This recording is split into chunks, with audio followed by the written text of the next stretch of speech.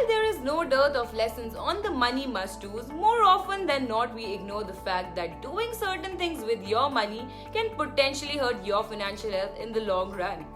Now, whether we do these consciously or under undue influence, it is time we no longer overlook the must-dos. In this video, I will elaborate on things you should never do with your money to maintain your financial well-being and what should you do instead. Hey guys, this is Simran from ClearTax and today I'll be talking about 5 things you should never do with your money. But before we begin this video, do not forget to press the bell icon and like, share and subscribe to our YouTube channel for more updates. So let's begin. The first one is buying insurance as investment. Most people buy insurance considering it as their first investment. This is generally peddled by a pushy relative, an over-friendly neighbor or a bank representative. The plan is either a money back or endowment policy with guaranteed returns. Don't fall for a plan that promises you a mix of both.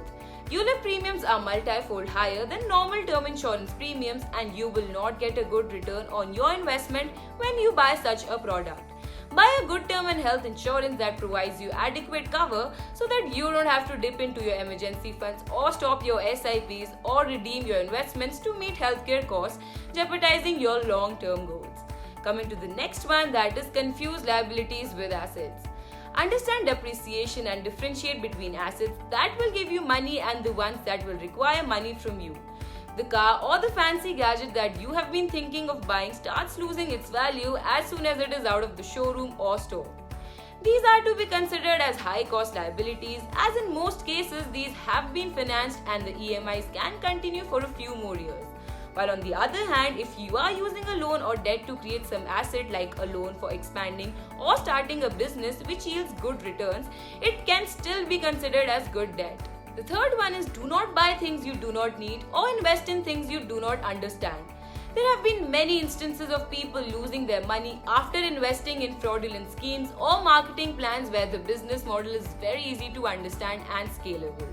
Understanding the risk associated with a certain product or investment along with your own risk tolerance is a must.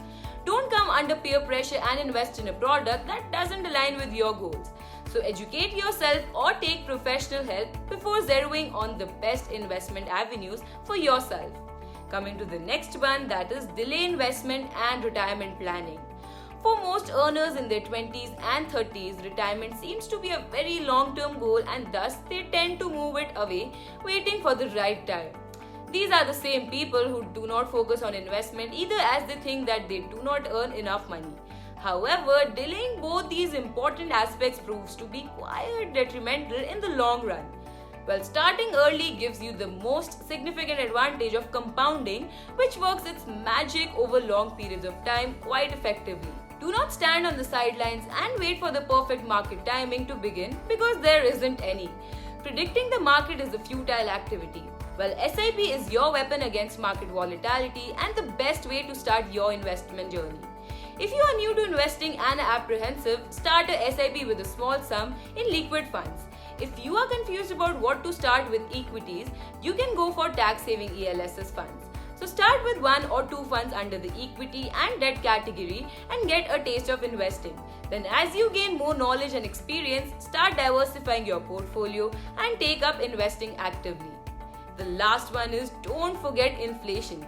Money in a savings bank doesn't pay anything when you consider the effect of inflation. Inflation in very simple terms is paying more for the same products or services with time.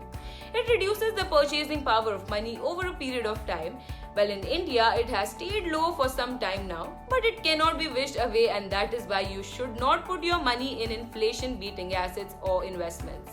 Do not let the value of your money get eroded due to the ill effects of inflation. With decreasing bank rates, the yields from bank deposits are set to go down further. Put only the minimum required amount in a savings account. Invest in a mix of investments that can make your portfolio inflation-proof, providing both stability and security.